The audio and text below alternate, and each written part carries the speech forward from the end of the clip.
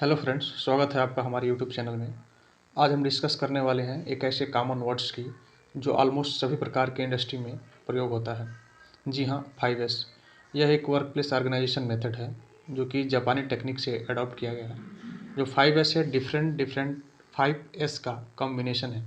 इस वीडियो में हम देखेंगे एवरी एस का मीनिंग क्या है और इस जो 5S है इसका ऑब्जेक्ट्स क्या है और इसको क्यों ज़रूरी है, इसके इम्पोर्टेंस क्या है किसी भी इंडस्ट्री के लिए।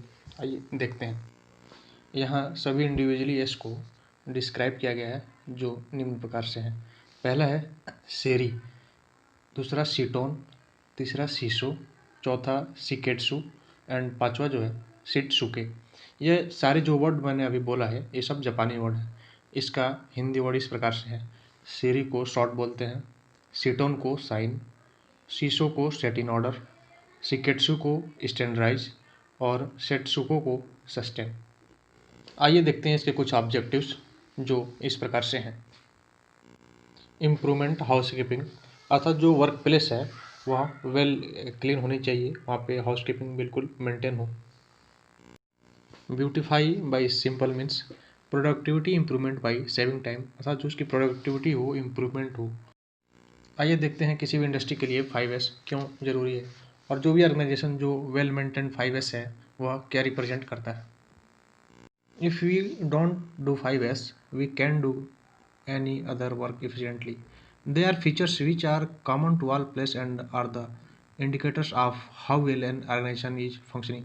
अर्थात जो ये 5S है इसको मेंटेन करके हम किसी भी प्लांट की इफ़िशियंसी को बढ़ा सकते हैं, प्रोडक्टिविटी को बढ़ा सकते हैं और टाइम सेविंग कर सकते हैं। और जो भी ये कंपनी इसको फॉलो करती हैं यह रिप्रेजेंट करता है कि उसके जो फंक्शन है कैसे कितनी वेल तरीके से वर्क कर रहे हैं। आइए एक एक करके देखते हैं इनके बारे में कि इनको कैसे मेंटेन किया जाता है। इस सीरीज में पहले नंबर पे आता है सियरी, जिसको शॉर्टिंग भी बोलते हैं। इसकी मीनिंग क्या है? Distinguish between necessary and unnecessary items and eliminate the unnecessary item. इसमें क्या करते हैं कि हम सर्वप्रथम देखते हैं कि अननेसेसरी और नेसेसरी वस्तुओं को हम सेग्रीगेट करते हैं कि क्या हमें काम की चीज़ें हैं, क्या वेस्ट चीज़ें हैं।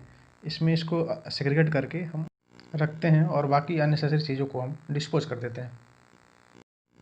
अब आता है सेकेंड एस, जिसको हम सीटोन बोलते हैं, या इसका दूसरा नाम हिंदी में सिस्टमेटिक अरेंजमेंट या फिर बोल सकते हैं कि सेट इन ऑर्डर। इसकी मीनिंग क्या है?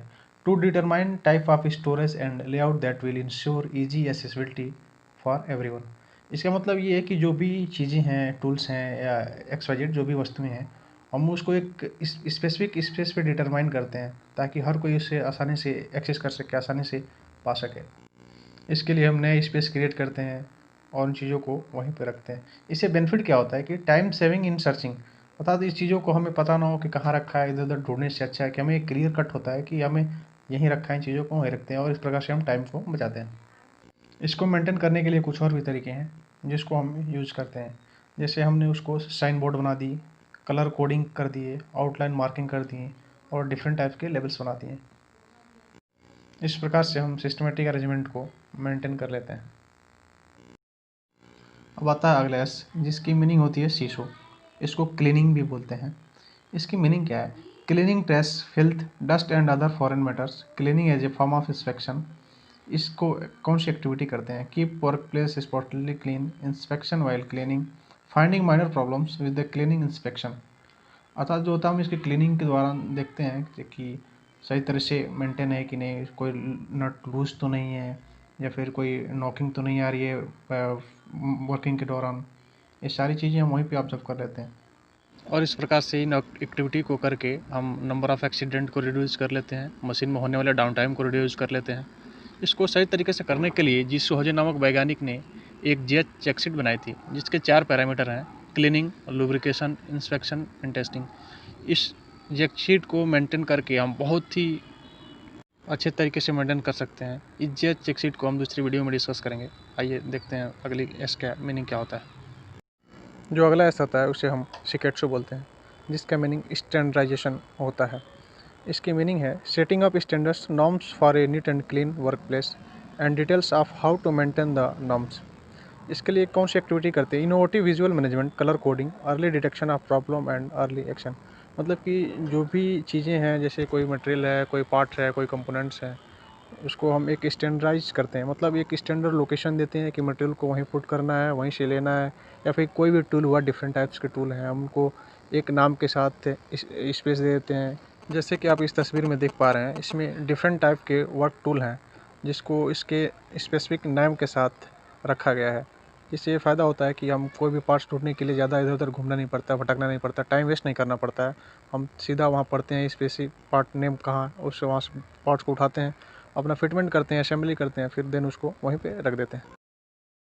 कुछ विजुअल कम्युनिकेशन मेथड भी है जो किसी चीज़ को स्टैंडर्डाइज करने में काफ़ी हेल्पफुल होता है। जैसे कलर कोडिंग कर देना, लेबल्स को यूज़ करना, डेंजर अलर्ट्स को नोटिफाई करना, indication where things should be put, direction arrow and marks, mark या डायरेक्शन के थ्रू को आइडेंटिफाई करना, ट्रांसपोर्टेशन कवर्स, परफॉर्मेंस इंडिकेटर्स। इस प्रकार से हम स्टैंडर्डाइजेशन को और इफेक्टिवली रिप्रेजेंट कर सकते हैं और उसको मेंटेन करते हैं। अब अगला और लास्ट ऐसा आता है, इसको हम शित्सुके के नाम से भी जानते हैं, जिसका दूसरे शब्दों में सस्टेन के नाम से जाना जाता है। इसकी मीनिंग है perform regular audits ensure that all identified standards are being implemented and followed. अर्थात ये जो एस है, जो सबसे लास्ट एंड फाइनल स्टेप होती है, मतलब कि जो भी हमने चीज़ें इम्प्लीमेंट की है, जो भी हमने सारे इसकी मीनिंग डिफ़ाइन की है, वर्क एक्टिविटी डिफ़ाइन की है, वो चीज़ें परफॉर्म कर रही है कि नहीं, इसके लिए हम ऑडिट करते हैं। अर्थात जो हमने एक स्टैंडर्ड बना दिया है, वो चीज़ें सस्टेन है, वो चीज़ें उसी पे मेंटेन है कि नहीं है।